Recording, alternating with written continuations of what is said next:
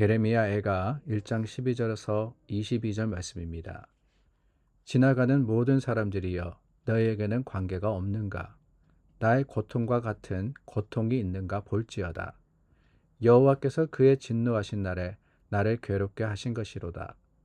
높은 곳에서 나의 골수에 불을 보내어 이기게 하시고 내 발 앞에 그물을 치사 나로 물러가게 하셨으며 종일토록 나를 피곤하게 하여 황폐하게 하셨도다. 내 죄악의 멍에를 그의 손으로 묶고 얽어 내 목에 올리사 내 힘을 피곤하게 하셨으며 내가 감당할 수 없는 자의 손에 주께서 나를 넘기셨도다. 주께서 내 영토한 나의 모든 용사들을 없는 것 같이 여기시고 성회를 모아 내 청년들을 부수시며 처녀딸 유다를 내 주께서 술틀에 밟으셨도다. 이런 말미암아 내가 우니 내 눈에 눈물이 물같이 흘러내리며 나를 위로하여 내 생명을 회복시켜 줄 자가 멀리 떠났음이로다.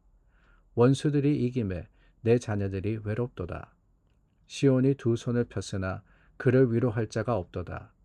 여호와께서 야곱의 사방에 있는 자들에게 명령하여 야곱의 대적들이 되게 하셨으니 예루살렘은 그들 가운데에 있는 불결한 자가 되었도다. 여호와는 의로우시도다. 그러나 내가 그의 명령을 거역하였도다. 너희 모든 백성들아 내 말을 듣고 내 고통을 볼지어다. 나의 처녀들과 나의 청년들이 사로잡혀갔도다. 내가 내 사랑하는 자들을 불렀으나 그들은 나를 속였으며 나의 제사장들과 장로들은 그들의 목숨을 회복시킬 그들의 양식을 구하다가 성 가운데에서 기절하였도다. 여호와여 보시옵소서. 내가 환난을 당하여 나의 애를 다 태우고 나의 마음이 상하오니 나의 반역이 심히 크미니이다. 밖에서는 칼이 내 아들을 빼앗아가고 집안에서는 죽음 같은 것이 있나이다. 그들이 내가 탄식하는 것을 들었으나 나를 위로하는 자가 없으며 나의 모든 원수들은 내가 재난당하는 것을 듣고 주께서 이렇게 행하신 것을 기뻐하나이다. 그러나 주께서 그 선포하신 날을 이르게 하셔서 그들이 나와 같이 되게 하소서. 그들의 모든 악을 주 앞에 가지고 오게 하시고 나의 모든 죄악들로 말미암아 내게 행하신 것 같이 그들에게 행하옵소서. 나의 탄식이 많고 나의 마음이 병들었나이다. 이스라엘 왕국이 망했습니다. 북이스라엘은 이미 아수르에게 망했고 남유다도 바벨론에 의해서 세 차례에 걸쳐서 그 나라가 황폐해졌고 또한 백성의 지도자들 대부분의 사람들입니다. 사람들이 포로로 끌려감으로써 이제는 더 이상 왕국이 없어졌습니다. 왜 그렇게 된 걸까요? 남유다가 망한 이유가 뭔가? 혹자는 그렇게 이야기할 것 같습니다. 정치적으로 잘못된 판단을 했기 때문이다 라고 말입니다. 아수르를 이어서 바벨론이라는 신흥왕국이 일어나고 있는데 정치적으로 잘못된 판단을 했다. 오히려 애국과 붙어서 애국과 동맹을 하고 그리고 뿐만 아니라 또 이 바벨론이 아닌 아수르와 힘을 합치려 그랬기 때문에 정치적인 잘못된 판단이 결국에는 이스라엘이라는 나라가 멸망하게 된 이유가 되었다라고 할 것 같습니다. 그런데 여러분, 성경은 그렇게 말하지 않습니다.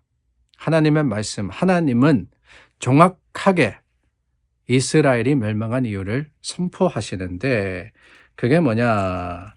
14절 말씀해 보니까 죄악의 멍에를 그랬습니다. 죄악의 멍에. 어제도 나누었죠. 죄가 많음으로 죄라고 하셨어요. 죄. 이 sin이라고 하는 것은 다름이 아닙니다. 우리가 잘 알듯이 sin이라고 하는 것은 하나님의 뜻대로 행하지 않는 것을 죄라고 하는 겁니다. 그러니까 정치적으로 잘했냐 잘못했느냐, 국력이 있느냐 없느냐 이게 중요한 게 아니라 하나님의 말씀대로 행했느냐 아니냐 이게 결국에는 흥망의 이유가 된다라고 하는 것이지요. 하나님을 인정하라고 그래서 하나님은 선지자들을 보내셔서 선포하게 하시고 하나님의 뜻을 전하라고 하셨던 겁니다. 내 뜻대로 살아야지만 살 수 있다라고 말입니다. 그런데 사람들이 어떻게 합니까? 그 말씀을 듣지 않죠. 분명한 증거가 있었음에도 불구하고 하나님께서 거듭거듭 선포하게 하셨음에도 불구하고 선지자들의 말을 듣기보다는 오히려 자신의 생각을 쫓았고 하나님의 뜻을 행하기보다는 자신의 생각대로 살아갔던 것, 그게 바로 이스라엘의 모습이었고 그들의 실패의 이유였으며 어쩌면 오늘을 살아가는 우리들의 허물과 잘못이 아니겠습니까? 그렇습니다. 지혜는 하나님의 말씀, 이스라엘의 역사, 그 오래전에 일어난 일이지만은 그것을 오늘로 가져다가 우리의 삶에 비춰보는 게 아닌가 하는 생각이 들어요. 우리도 그때는 왕국이 있었고 우리는 민주주의 아니냐. 아니 그때는 전쟁도 많았고 지금은 우리가 그렇진 않지 않느냐. 그게 아닙니다, 여러분. 하나님의 말씀이 오늘 우리에게 적용될 때 하나님의 주시는 그 말씀의 한마디가 오늘을 살아가는 저와 여러분들에게 찔림이 될 때 그게 바로 살아있는 말씀의 역사거든요. 저는 그렇습니다. 내 죄악의 멍에라는 이 단어가 오늘 참 마음에 와닿았어요. 이 죄악의 멍에, 그 멍에를 우리는 지고 사는 겁니다. 왜 그러느냐? 아니 하나님께서 우리를 자유하게 하셨음에도 불구하고 왜 그러시느냐? 다른 게 아니죠. 그 죄, 말씀드렸습니다. 우리가 뭔가 나가서 사람을 해치거나 아니면 빼앗거나 그게 아니라 성경이 말씀하시는 죄의 근본은 뭐냐? 18절 말씀입니다. 여호와는 의로우시도다. 그러나 내가 그의 명령을 거역하였도다. 하나님의 말씀을 거역했다라고 하는 거예요. 하나님의 말씀대로 행하지 않았다, 살지 않았다. 이게 바로 뭐냐? 그게 죄입니다.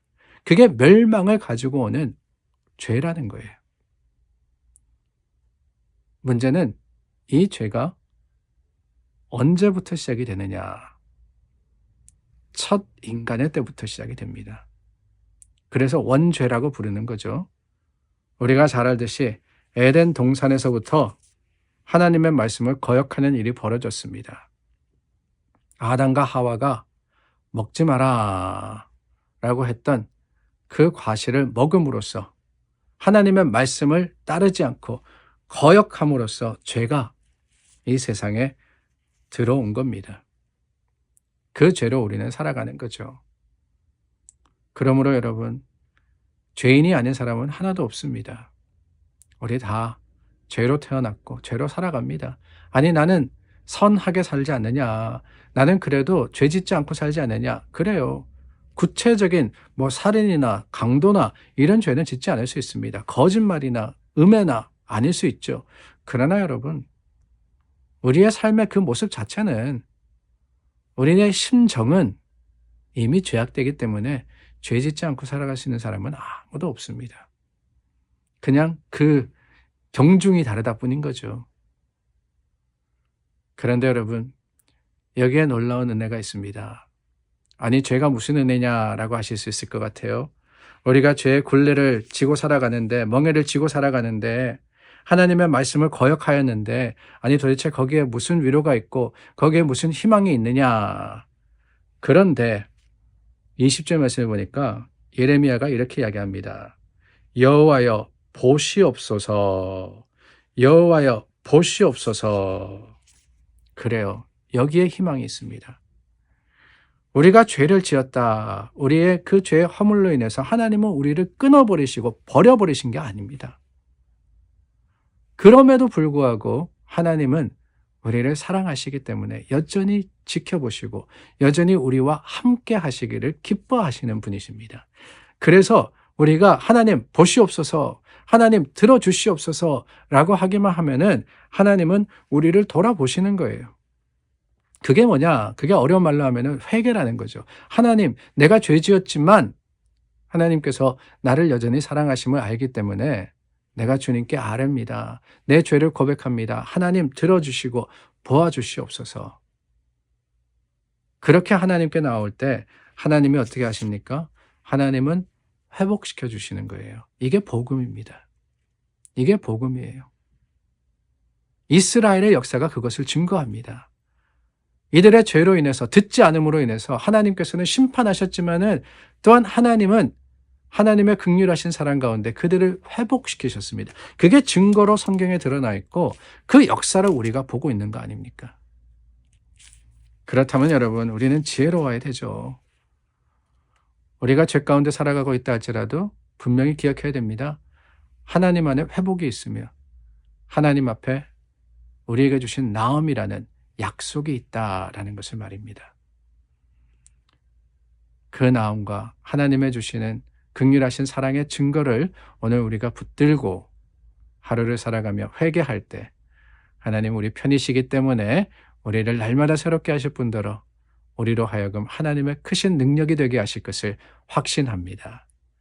그 약속이 믿음의 자랑되는 오늘이기를 간절히 소망합니다. 기도하겠습니다. 참 좋으신 하나님, 예레미야를 통해서 우리가 하나님의 뜻과 그 계획을 살폈습니다. 오늘도 우리 하나님 말씀으로 살아가게 하시고 하나님이 새롭게 하심을 확신하는 지혜로운 자들이 되게 하여 주시옵소서. 예수님의 이름으로 기도드립니다. 아멘. 오늘도 하루를 하나님 말씀 속에 약속 붙들고 살아가는 저와 여러분 될 수 있기를 바랍니다.